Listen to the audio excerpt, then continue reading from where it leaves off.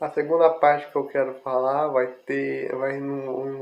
não pode ser desconexa, né, com, com a Pony Express, que é a grande, como eu digo, a grande vilã por trás, a grande vilã obscura, né, por trás disso tudo. E ela não pode ser também desassociada da expressão dentro da equipe, né, que é o Curly.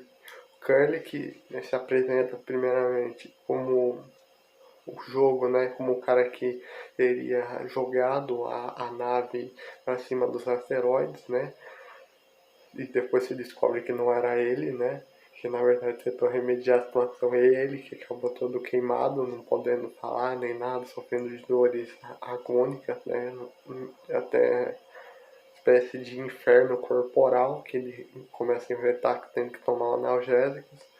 E ele se apresenta como uma figura paternal para todo o pessoal da equipe. E ele realmente apresenta, ele performa, né? E engraçado, né? O jogo trata muito de personas, né? De como a pessoa se apresenta socialmente, né? Que não deixa de ser uma parte dela, mas é uma parte que se você focar nela só, encobre toda a complexidade por trás da psique do personagem. E uma coisa dessa é já foi com o Jimmy, a Anya e também com o Curly. O Curly é uma pessoa que, apesar de ter chegado no topo, não se sente satisfeita com aquilo. Porque o próprio sistema que ele de certa forma, representa é estranho, né? Um cara que tenta buscar pela harmonia, né? Com uma empresa que extorque os seus trabalhadores, etc., até a última gota. E a grande psicose por trás do desespero do Jimmy, porque ela se manifesta, olha, os dois grandes inimigos que se manifestam, né, que podem de certa forma acabar com você no jogo, é o Pony esquisito lá, gigantesco, que representa toda a angústia, toda a insatisfação que o Jimmy tem com o trabalho, e o bebê esse epopeia, estranho, esquisito, de vários braços, informe, que representa de forma abstrata a aflição que ele tem com a criança, com o filho dele, que ele não consegue aceitar.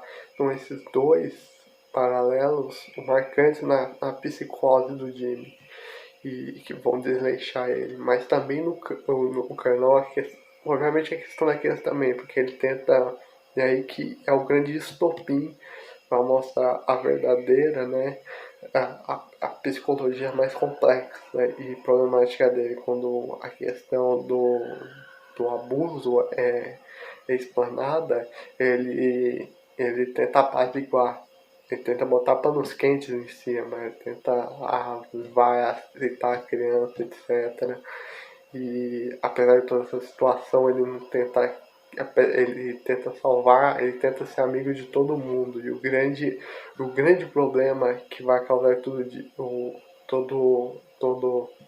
toda descatástrofe no sentido tolkieniano, né, do, do jogo é essa benevolência que ele tem com o mal, que é o Jimmy. Mais uma vez, é um mal muito mais complexo do que um mero psicopata no grupo. Um, um lobo entre cordeiro, não é só isso. E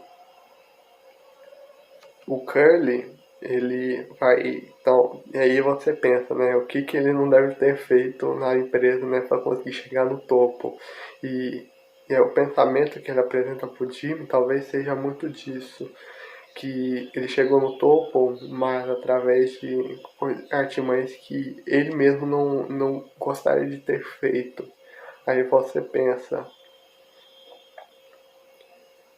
se isso não é uma forma de karma no sentido de que ele plantou um certo tipo de hábito que você não vê, mas que está implícito, ele se revela na hora do abuso, que por sua vez ele encobre e que gera a catástrofe.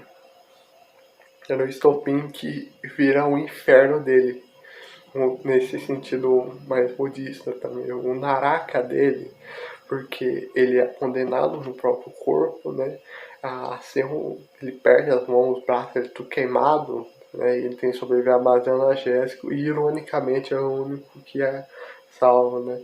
Tem umas animações até bem bonitas, né? Dele sendo resgatado, ele acordando no hospital depois de tudo, mas aí você pensa que assim, qual o peso de uma pessoa que sobreviveu depois disso tudo, né? E a relação dele com o Jimmy, relação muito interessante, que é uma relação também parecida com o de filho, né? Nesse sentido, copiloto, piloto e copiloto, né? Batman e Robin. E ele trata com muita condescendência o Jimmy. E de certa forma ele é salvo por causa dessa condescendência. Porque o Jimmy de certa forma nutre essa complexidade de ao mesmo tempo odiar ele. No sentido até canibal, como até mais que ele corta a parte a perna dele e come. Já totalmente loucaço o Jimmy, já tendo matado, morrido todo mundo ali. Ele come de certa forma a forma de ele tentar querer comer tentar se transformar no capitão. A forma de transformar física isso.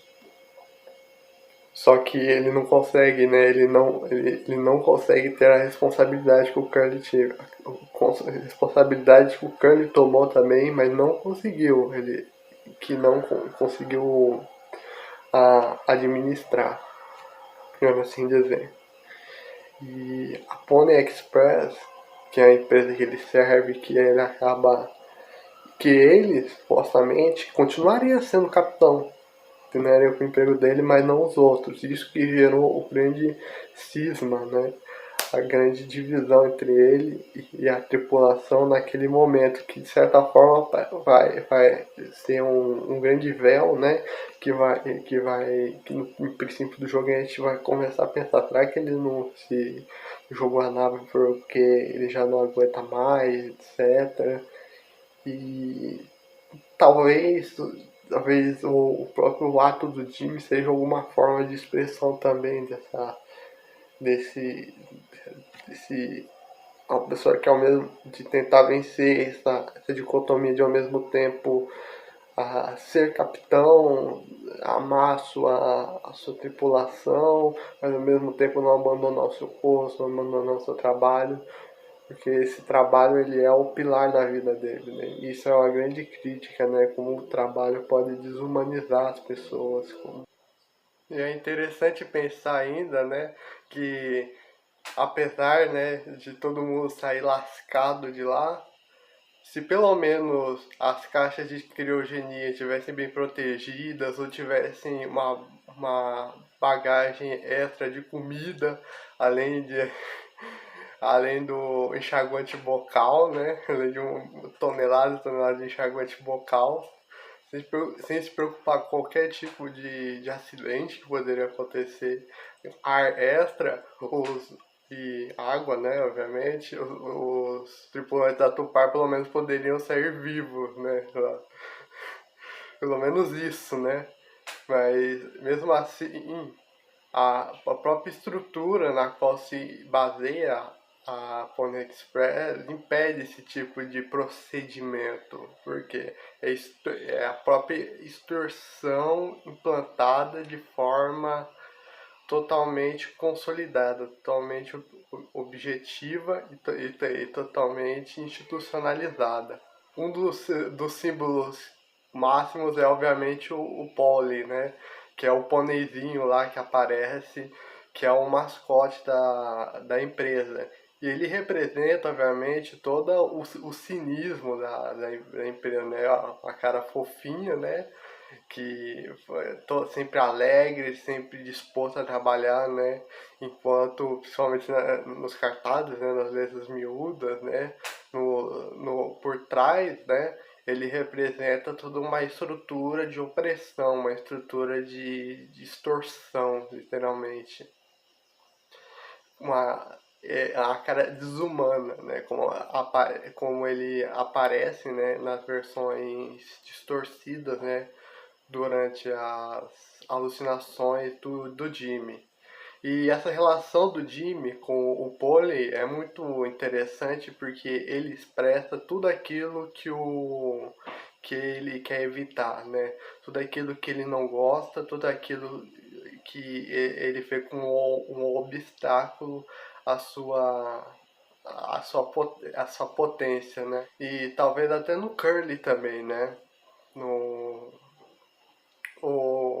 uma espécie de carcereiro para ele, né? Porque ele representa, né? E ele tem até vários diálogos na maquininha, né? Que aparecem durante os momentos de loucura, né? E ele é de certa uma forma inconsciente para tentar despertar o Jimmy, talvez também o Curly, para a situação na qual eles estão. De certa forma, a ideia de que o sofrimento, ele pelo menos é para você uma dimensão de que existe algo de ruim acontecendo. Então, talvez o pole signifique isso, uma grande cutucada para mostrar as feridas que estão abertas. E obviamente no final aí chegamos no a grande questão, que é o final de Moldvals, que dividiu o pessoal, porque uns amam, outros amam também, mas ficam muito bravos que o Jimmy não teve uma morte que ele merecia, né? Mas pra mim faz todo sentido, porque todo o processo que o Jimmy enfrenta, no processo de despertar, uma tentativa de despertar, né? Que obviamente fracassa, porque ele não é capaz. Ele é atormentado pela figura do Curly, ele é atormentado pelas figuras distorcidas, né, da dominação, né, dele sobre a Anya, da figura dele como comandante. E no diálogo final que ele tem com o Jimmy, principalmente apresenta para nós um panorama que ele consegue aceitar apenas parcialmente a culpa dele, ou seja, mas a partir de uma concepção da própria Pony Express, uma concepção empresarial daquilo. E assemelha muito, pelo menos para mim, ao grande desfecho, né, de 1984, né, chamado, né, The Victory Over Yourself, né, a vitória sobre si mesmo, que é quando o Winston assimila toda a ideologia do Ingsoc e aprende a se odiar, assim.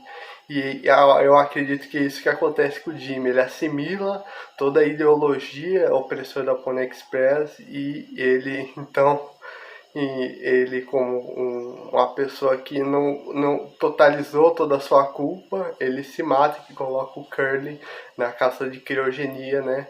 Como um resto de sobrevivente, né? Como ele estivesse cumprindo um dever, né? Que não é. Então o que temos é uma grande vitória da corporação, né? Que atomiza esse lunático, né? Até não poder mais. E acaba nesse desfecho macabro que a gente conhece.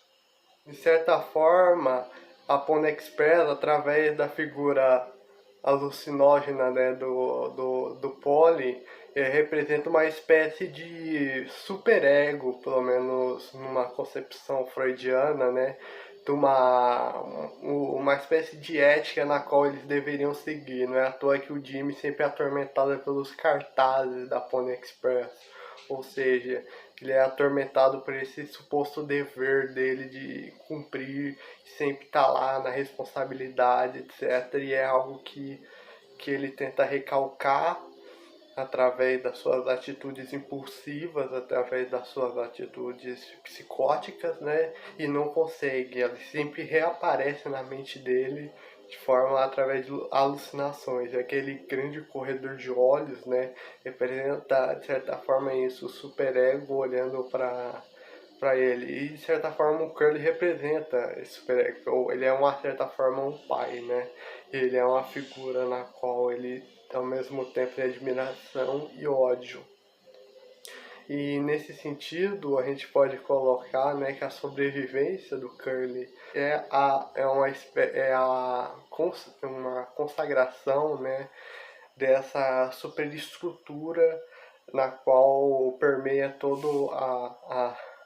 toda a existência deles, né?